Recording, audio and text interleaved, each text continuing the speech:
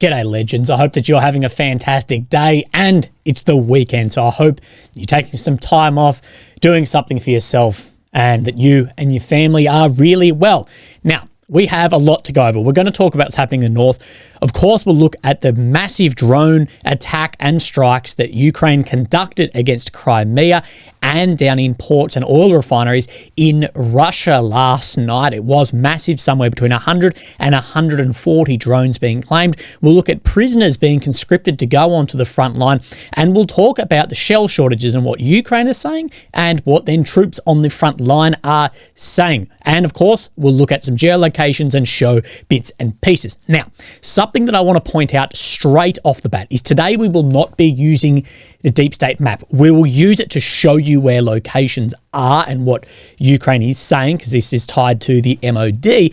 But what I want to point out down in here, this was updated on the 16th at 1900. It is currently midday on the 18th. So this map is the best part of 48 hours behind. And that is something very important, that this map has been lagging a long way behind. And many have questioned why I still use it. I still use it so I can give pro-Ukrainian and pro-Russian sources then both, and we'll find a happy medium on the map. But we have speculated that there's informational war going on.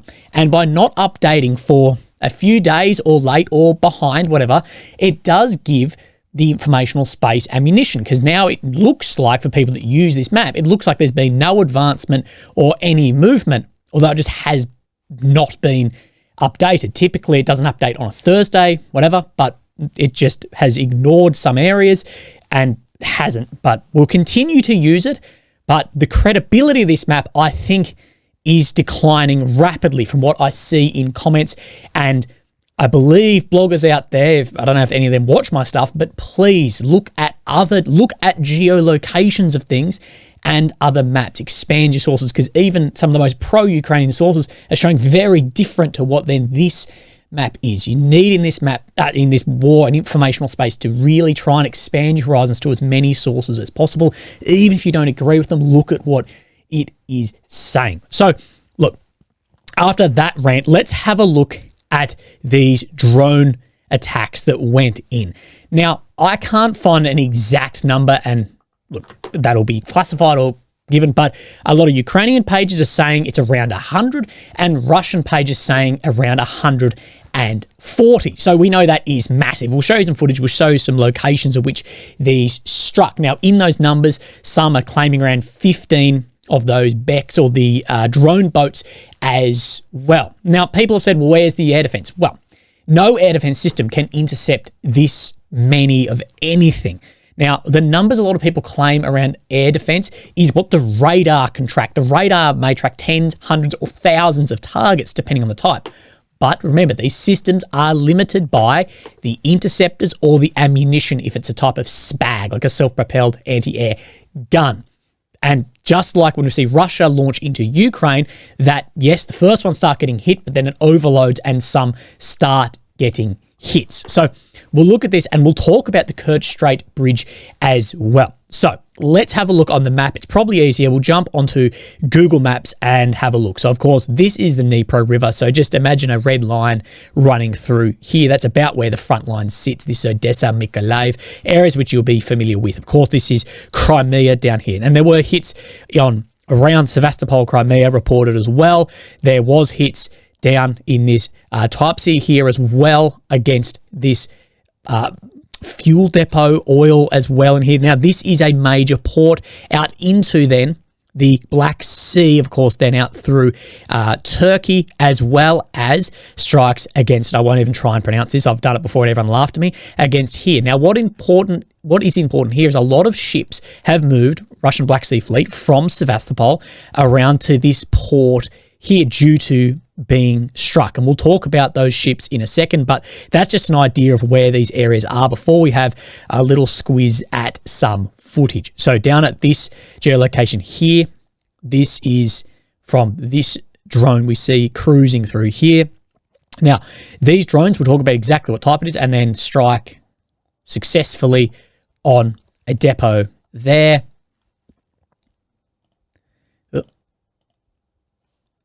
And then we'll have a look. This is at the one just here, we can see then a successful strike against something in the port here as well as another one. And there has been multiple strikes indicated through multiple areas as well. But we'll say, and I haven't really seen many say this, there must have been a lot intercepted, because if you're talking 100 to 140, we've got footage of maybe 10, say. So there has been a lot intercepted as well. And this will go into your numbers. You know some are going to be intercepted, but do you just go by mass? As well, we have this strike on refinery here as well. This is just after the strike and the damage that has been conducted there. Now, Russia has responded, and at this geolocation here, this is Odessa, so we're talking, this is Crimea, to give you an idea of where we are. Up here, has launched, some are saying several Iskander-M missiles in against a warehouse here. And this is some footage of the smoke going up on that warehouse, as well as we'll look at some of the damage released by Ukraine here of this then on fire and a lot of destruction there. Of course, the claims around what is there is going to be massive, but we don't really know. Now, the footage I did want to show you is this. Now, we've spoken a lot about artificial intelligence targeting on drones. This is why we see paintings of things on runways and all of this. Now, the word artificial intelligence, I think, is used a lot just to describe anything, but what we have spoken about is in an electronic warfare environment, you can use systems that can't be jammed, a lot of it using optical. Now, we've spoken at length about that, and looking into these specific types of drones, this is what it is saying. And this is by CNN, but this was on the Ministry of Defense Ukraine's website, that this type of drone is guided by its target's high accuracy due to machine vision. Accuracy under jamming is enabled through the use of AI. Each aircraft has a terminal computer with satellite and terrain data. The flights are determined in advance with our allies. So that with the Western allies, they are determined of what these flights and where they're going to go. In other words, this drone is able to adjust the flight direction real time by comparing objects it sees on the map. So what it is doing is it will be looking at something, comparing that to data within itself, and then targeting from there. Now, this is why things like tires on wings, paintings on runways could actually work. As much as people just want to call it stupid, it could actually work. It's just comparing these images like that, optical. Now, it doesn't work the same, but similarly kind of is how a Javelin missile works as well in the anti-tank role, with optical lining things up on then the targeting. So that is interesting, and you and I have actually spoke at length about that's how it may be working.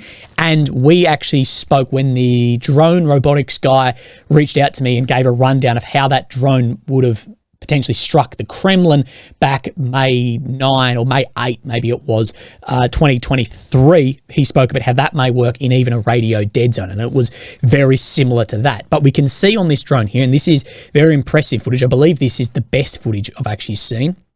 We can see the drone coming in here and a sharp turn.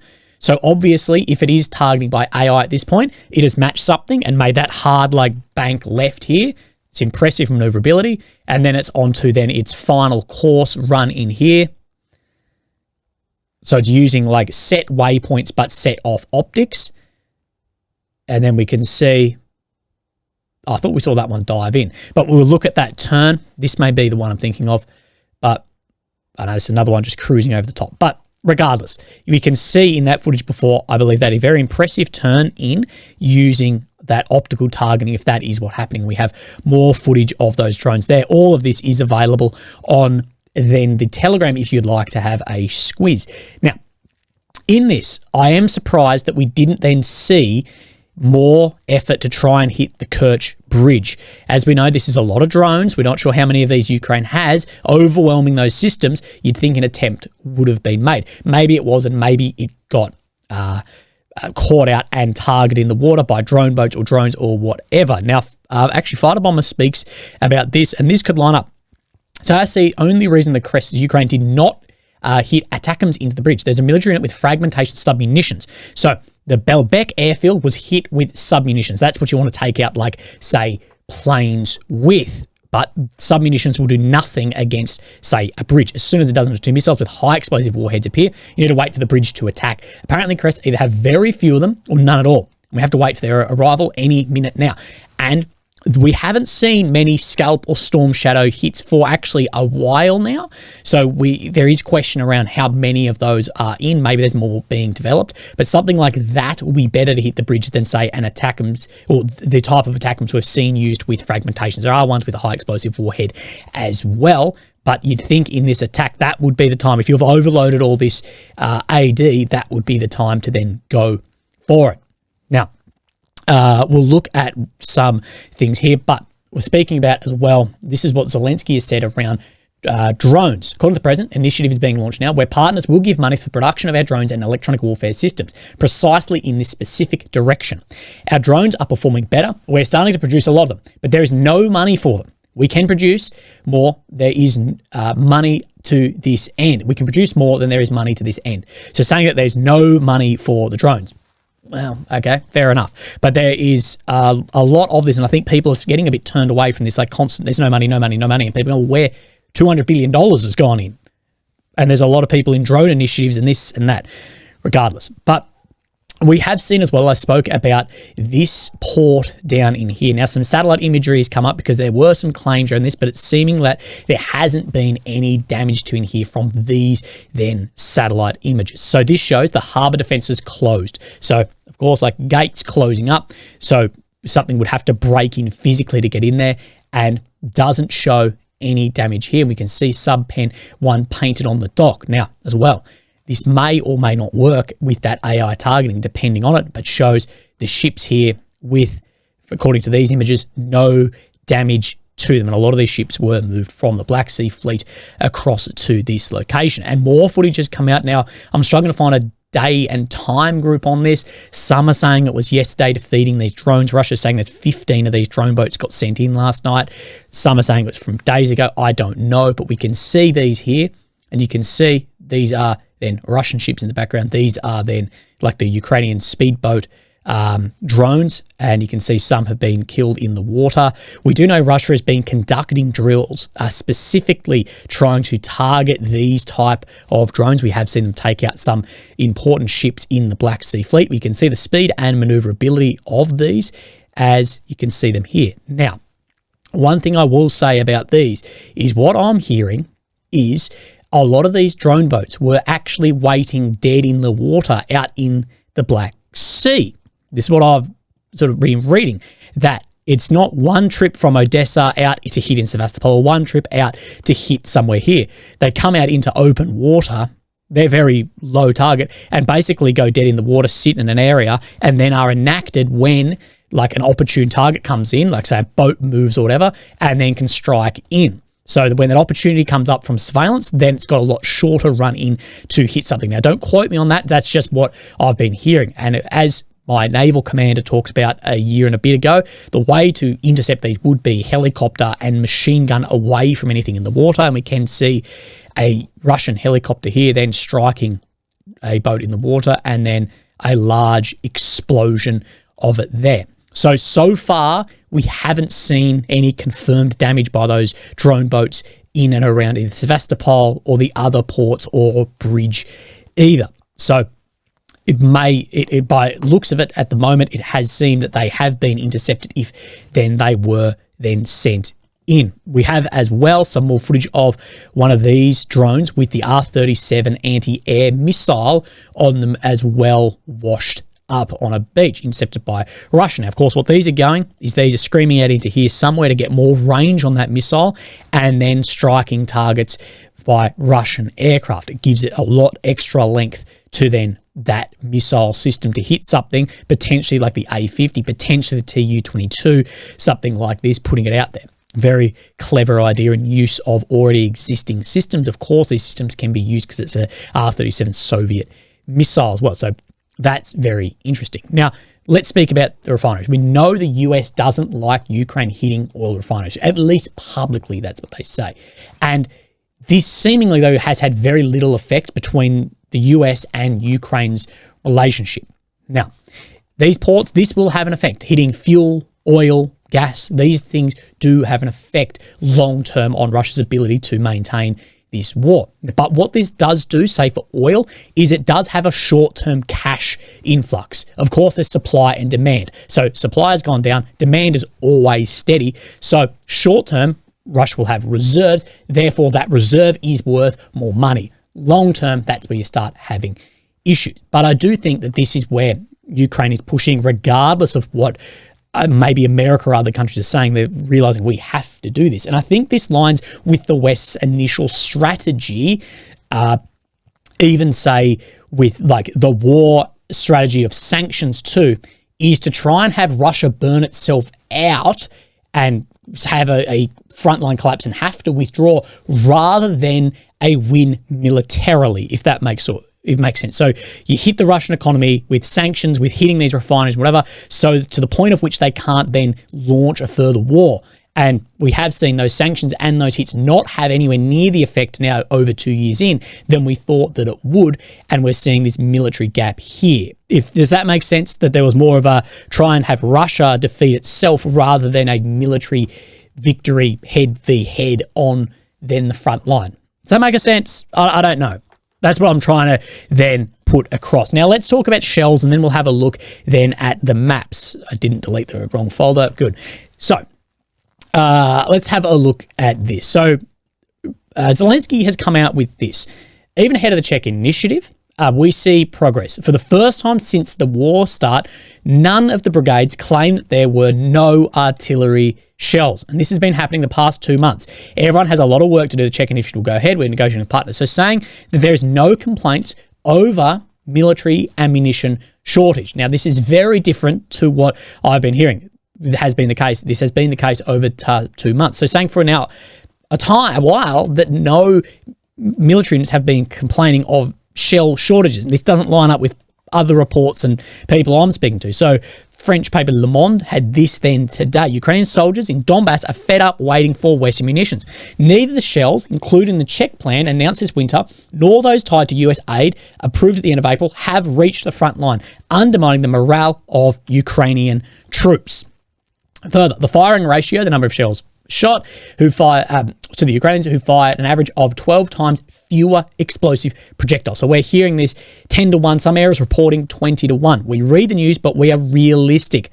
5 different brigades deployed in the Donbass front, where the fiercest fighting is taking place, all confirmed that neither munitions linked to the Czech plan, which is 800,000 rounds announced this winter, nor those links to the US aid package voted on April 20th, reached them. We read the news, but we're realistic. We only rely on what we actually have on hand. So differing information, of course, and look, I will lean towards what a troop on the front line is saying anonymously over any official any day. Now, of course, there's more and more talk about US weapons being used inside of Russia.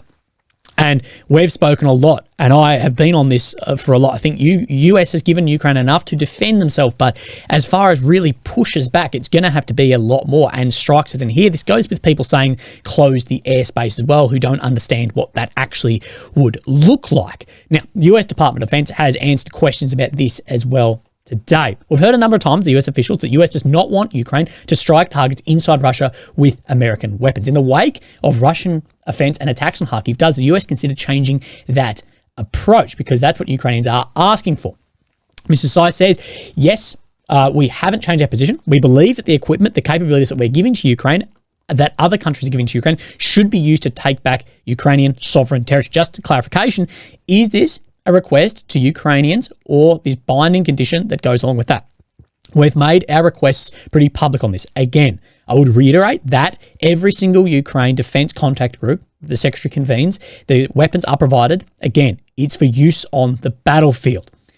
Talks and how best these capabilities be used, we believe that is within Ukrainian territory. So it does not seem like the US is budging on that, which is going to be an issue places like Belgrade, where it's right then on the border, or furthermore strikes from bits and pieces like, say, down in Crimea for F-16s as well, having to strike then other targets. So let's talk about what's happening up in the north. Of course, here's Ukraine. Here's the capital of Kyiv.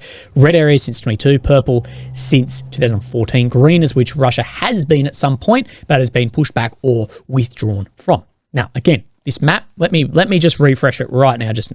Still now even older than when we started the video. But we luckily have War Mapper, Syriac, and some other bits and pieces in here, both quotes from Putin and Zelensky to turn over as well. So Zelensky has then said this, that they didn't reach the concrete fortifications. They were halted at the first line of defense. Okay, the first and second lines are being built by the military, and the third line is built by local authorities. It is more powerful, is most powerful simply because it's further from the Russian weapons from the shelling. The deepest point of the advance is 10 kilometers. In some areas, there is no advance, and we know there is more and more coming out about the lack of defensive build-ups in here, that Russia was able to advance 10 kilometers, which is a long way, in a few days. Now, why is or is not this important? Of people going, it's a few kilometers, blah, blah, blah. Well, if you want to get nitty gritty with kilometers, look down here and look up here at kilometers. If you want to go that way. But why do I, and of course it's different territory, different build-up. But people saying that, 5 kilometers is nothing. Well, okay. But what I want to talk about is what changes when you move any amount of ground forward. Well, other elements can start moving forward because, of course, now that this is occupied, there is no Ukrainian artillery and no air defense in here, and any of these systems have to be pushed back the same amount. So say an artillery system was 10 Ks back from this border. Now it has to be 10 Ks back from here. So it's a lot further back. What it also does is give Russia a further then length on systems that can move into here. So if it was 10 Ks behind here, now it may be right on the border. Now, where I'm going with this is it extends the range of systems. So let's take, for example, a Grad. A Grad has about 20 kilometers of range. So let's say it had to sit right on, let's say it had to sit 10 Ks behind the border then initially. So let's go right here. Okay, so we're about here. 20 Ks, oh my God. Sorry, I've stuffed this up. This is going to be rough as, but it points my idea. So 20 Ks, you're talking out to then here somewhere. Now let's say because it's moved, they can come a few Ks this side of the border. Let's have a look at where 20 Ks is. You're coming into the outskirts of Kharkiv, same as if you push further and further up, you're getting that range in there. Same as where the FABs were released, and FABs say with 40 Ks of range, that initially, if they were being dropped right over, oh my God, sorry, this map is so bad, right over Belgrade, let's say at 40 Ks, now if they can come safer forward because of those other systems have moved, then we're talking on the outskirts of Kharkiv, that as this extends, other things get pushed further and further forward. It does increase that. Any movement is very important. If you'd see it as important the other way, it's just as important this way, regardless of where your bias is sitting. If you are saying this is nothing, if your side had this, you'd have a wet dream, and vice versa. So there is importance here to strike things like, say, a road that leads between Kharkiv and Vovchansk here now may be safer to come into range in pockets down here too. There's a lot in this. Now, has this slowed down in here? Yeah, and we expected it to slow down, and we never really knew exactly what was actually going to happen in here. From the beginning, we've said this seems like a reconnaissance operation, and will Russia, by they want to extend that bubble of influence, it needs to cross EW and artillery across the border. As we've talked about, it's about 10 Ks of that bubble of influence. We haven't seen an extension past that. It has seemed to halt there. So we may see that happening. Now, this lines up a little bit with then War Mappers, then buffer zone speak about here. Now, we heard Putin talk about when Ukrainian troops crossed into then Russia up here, that Putin said there needs to be a buffer zone. And what War Mapper has done here is put in a 10-kilometre line and then a 15-kilometre line here that you can see these are coming up to. So we may not even see more of a push here and more commitment because you're going to be up against defensive works. Now, let's have a look at what Putin has said here, and we'll look at the maps, I do promise. That he said, Ukraine was targeting Russian border regions and said there's no plan to take Kharkiv. But he does want to turn the area into a buffer zone. The amount of Russian troops we've seen here is nowhere near enough to take Kharkiv. When it comes to what's happening in Kharkiv, that is their fault too, because they have been shelling and sadly continue to target residential neighborhoods in the bordered areas, including Belgorod. And I said publicly that this will continue. We will be forced to create a safe zone, a sanitary zone. That is what we are doing. As for Kharkiv, we have no such plans to capture it as of today. So, look, I think this is a deception to pull troops away 100% and a feel-out operation, reconnaissance to see what the defensive works are in here before there was a further commitment to see exactly what would actually then occur in here. Now, I actually have some information here from the Russian side of someone I know. Most of the mysterious Northern group got their casualties from landmines and FPV drones. 5% casualties so far, which is high. Effing war. So take that information as then you will. Now, let's have a look at what Zelensky has said while we then have a look at the map. So let's look on this then western side straight off. And this is Syriac showing here. Now, what we know is we do know that down to the outskirts of Lipsy here, there are Russian troops. We know it's from geolocation stuff. Yesterday, we know it from other Ukrainian maps. Now, what Syriac is showing here is this is the road through here, that right up in this tree line, that there are a large advancement in here from Russian forces. That is then what Syriac is saying. And let's see actually he says about this. This is the Kharkiv axis. Russian army continue advancing towards the dashes of Lipsy and made significant advances from here and the river, reaching the outskirts of the latter locality. So outskirts of right down in here. Now, I believe there is another one. No, this is on the other side. So let's go over to then the eastern side here, where we do know that this is behind from geolocations as well. Let's have a squeeze here. Let's bring this then up. We can see in the middle of Vovchansk here that this gap has closed up. We've had a geolocation at the hospital of Russian troops yesterday, so you know that. Had a geolocation of Russian troops just out in these fields here as well, so we know that as well. That's not argumentative. It is a fact of geolocated bloody footage that people will ignore, and we can see an expansion out to the west here, which we don't really know because he's showing on Syriac way out in this region too. So a lot of changes on this map, and of course this is going to slow down into built-up urban environments. Now, let's see what he says on the first update. This axis, most of the town of Vovchansk, above the Vovcha River, has been taken by Russian troops. 20 to 25% of the town. Only the area of the police station, high school, and industrial plant are located remains under Ukrainian army control. On the other hand, clashes between Russian and Ukrainian forces continue here as well. So down in this region here, which isn't being shown on any of the maps. I'm sure more footage will come out. There's been very, very little footage actually then come out from the Russian side in here, which I think is interesting. That tells me more that it may be some sort of SF reconnaissance element that has come in, maybe replaced with other troops and pushed out. Haven't had time to upload the GoPro footage, literally. Like, you know, you come in for a couple of days with packs on, you may not have had time. So it'd be interesting. I think more is actually going to come out soon. So this is the area down here where they are fighting. This was his second update. Secured the town down here. So it's saying the Russian army secured this. Will be interesting to see if we get drone footage of a flag going up here. In addition, Russian forces took full control over here eastwards of the hills that overlook Zibini, which was vacated by the Ukrainian army. So look, we just don't know. This is Zibini up here.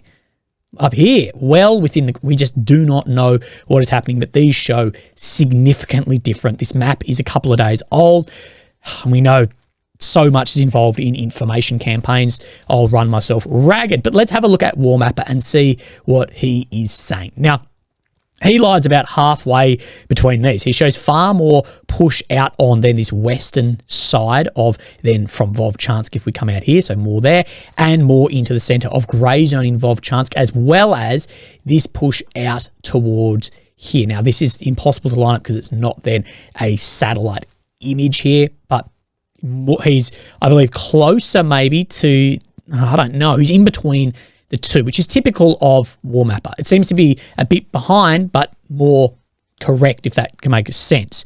But we do have this. So Halaboki, way further out, as well as in Lipsy here, that the grey zone should be shown well down around here. So if we take where Lipsy is itself, somewhere down around here. So we do know there is different from this map because it's a couple of days old. Even if Ukraine pushed back, this, again, would update quickly then. But regardless. Now, concerningly, many are talking about there will be a cross from Sumy, and we're hearing more and more that, cross into Sumy from Kursk, and that would stretch even further. And we do believe this is Russia's goal. But videos come out from Ukrainian pages, Sumy region, 10 km from the border, fortifications since March 23. So these Dragon's Teeth have been there since March 23. I feel sorry for the soldiers. Unfortunately, some deputies and officials just want to give our country to Russia. So this is very disappointing of what is happening there. Now let's look at what Zelensky said about the whole situation.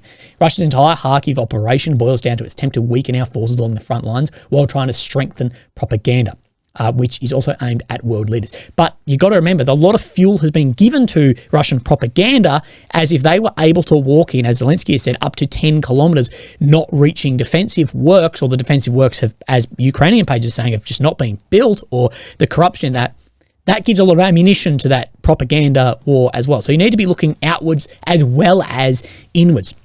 I held a long meeting today to discuss our preparations for the first peace summit in Switzerland in June, which will be the first real opportunity to bring fair end to this war sooner.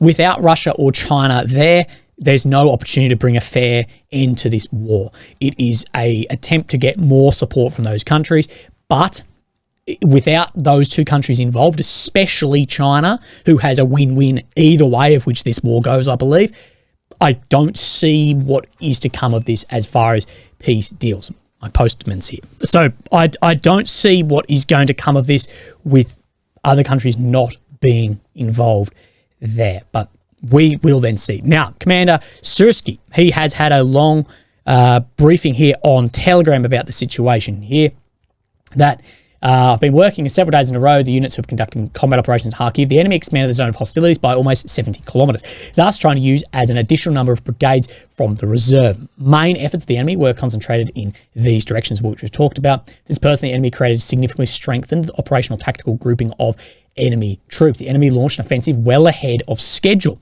when he noticed the overturning of our troops. However, he failed to break through our defences. So like we talk about, opportune targeting. It's a lot of reactive, not proactive. So you react to, okay, this is the time, let's do it. That's what I've spoken about. Those drone boats may be dead in the water, reactive. Okay, ships out of the harbour, gates open, go. And Ukraine doing a switch over troops, straight through.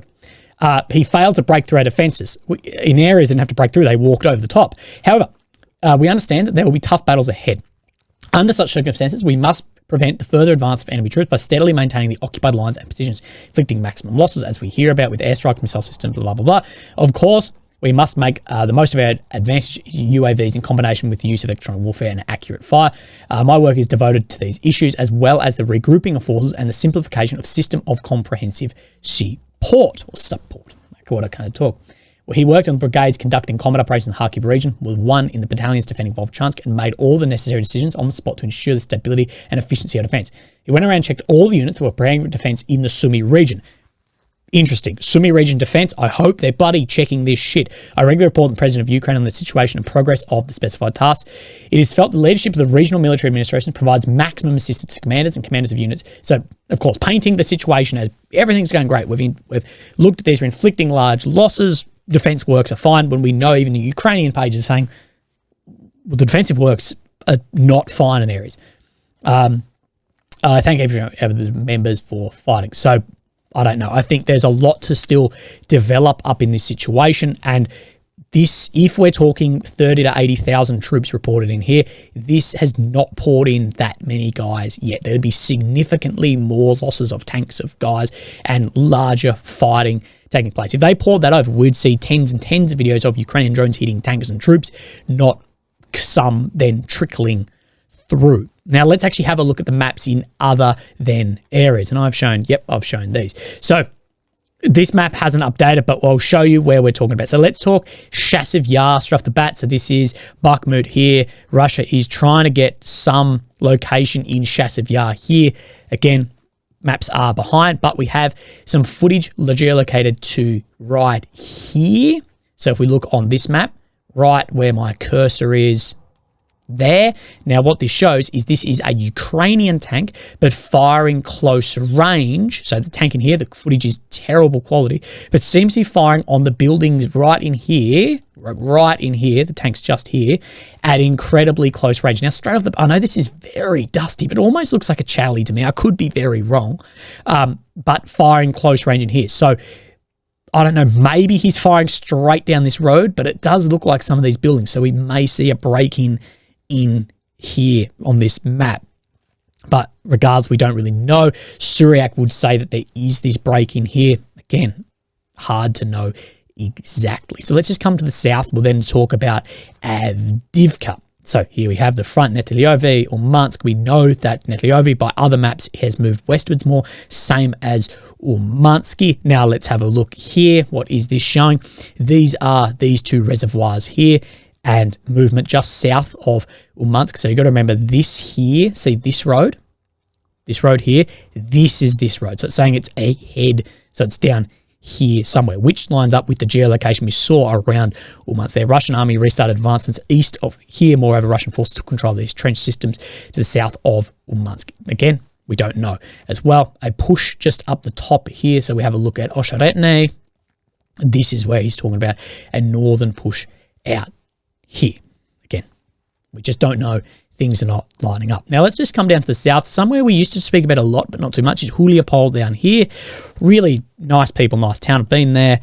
And let's talk here, out from Marfa Pil. So it does show on this that Russia, see this tree line's like a zigzag, looks like Harry Potter's scar. Is it tree line or river, or creek? That has pushed out from here. Russian army reactivated this axis north of Marfa Pil, taking control over the northern Dashes. So restarting an axis down here. As we know, I believe that Russia is trying to just divert assets a lot at the moment and see maybe where they could get through. Now, let's have a look at Berestov here. We did see an update here maybe 4 days ago, last time this updated, or maybe 2 days ago, depending. But Berestov here, we do see that Syriac has actually caught up a little bit to where the deep state shows in this direction out of Berestov. So we can confirm that has then moved. Now let's look at Belhorivka down in here. This is Kremena Forest. We talk a lot. There seems like a lot of front and back here. The defense here is incredibly tough. We've even seen this, I call the Seversk front. We've even seen Russians saying how good the Ukrainian defense is in here. There's barely been any movement for a long time. Belhorivka here, we can see that this is, yellow's hard to see, but you can see that Syriac is showing there is more Russian advancement out along than this quarry line here. Last 10 days, Russian army managed to enter the first streets of Belhorivka from the east. The degree of destruction of the locality is high. We know it must be high because just the amount of bloody shelling and working that has been going into that area. Now, the Ministry of Justice of Ukraine today has put through new agreements to deploy people who have been convicted of crimes into mobilisation and onto the front lines. According to the Ministry of Justice, the meeting 20,000 convicts the use of can use the right of parole. And people are saying there's been about 5,000 so far. Law gives convicts a chance to parole and early release from serving a sentence in exchange for protecting the motherland. So they go into the military instead of then their sentence. As of May 15, 2024, there are 27,000 convicts in Ukrainian colonies and 1,500 women, but who cannot mobilise, crimes against national security, intentional murder of 2 or more. So if you've just done 1 murder, you can, or combined with the R word, of course, you can't say on here, or SA, criminal offences against freedom, blah, blah, blah, terrorism, fatal accidents, influence of drugs, or alcohol. But we'll talk about this in a bit. Lawmakers have written a law that released convicts will serve in separate military units. So they'll serve in their own units. By doing so, unnecessary caution about the alleged evasion of released convicts are removed from society. They definitely won't serve in the rear. So it will be interesting to see what happens here. We saw Russia do very similar with Wagner, PMC, and a lot of issues as well here. So 5,000 convicts agreed to pass parole law here. But what we do know, and these guys already in jail, we looked into the Ukrainian investigation maybe a couple of weeks back now about guys who haven't yet been fully convicted but are serving in the military instead, and we know the statute of limitations in this. So Fatal traffic accidents, we hear our word of minor assisted to contract killers of these people who the criminal defendants voluntarily mobilise. So they mobilise instead of going through the court process, jail, blah, blah, blah, for suspended cases. And what they're worried about here is then the statute of limitations, because the consideration of the case will be stopped until demobilisation. So we don't know how long this war is going to go for. So they mobilise in, and the statute of limitations may actually end and they may not have to actually front up for these charges. And 11,000 cases, but most of these were theft, drugs, serious traffic incidents. But there are some very, very, very severe cases like this are of minor, what included others involved as well. This is a Ukrainian investigation here. Now, this happened, say, in 2019. Now, let's have a look at the statute of limitations. So, Ukraine goes from 2 years to 15 years, depending on the seriousness of this. Now, I don't know how serious this would be. Surely it would be 15. But what some people have pointed out with some, say, fatal traffic incidents, say this was 10 years and it happened in 2019, 2020, like we've seen, this war could go for a long time. Or some of corruption, 3 or 5 years, it may be getting right to the end of that demobilisation. Right to the end of that statute of limitations, demobilisation will happen and never actually have to face up to what has occurred. And some are saying this is giving way to more corruption as well. So there are a lot of people annoyed about this. Now, this isn't the same as the first thing we looked at, but it still is mobilisation of then people who've committed a crime or alleged crime here too. And there are people very annoyed about this because people are going, well, some of these people are not on the front line. They are mobilised territorial defence and they're somewhere on a checkpoint in a city and could be avoiding until the statute of limitations. So I don't know the solution here. You can't just have men sitting around a prison doing nothing when they could be fighting the front line. But I'm a big one of people need to face up to what has happened and the letter of the law and justice for the victims of bits and pieces like this. But we do know Ukraine need to get more people mobilised and in the fight for the future of what's going to happen in this conflict. Legends, long today, I apologise. Look after yourselves. Have a great day. I'll speak to you tomorrow. Thank you. Bye-bye.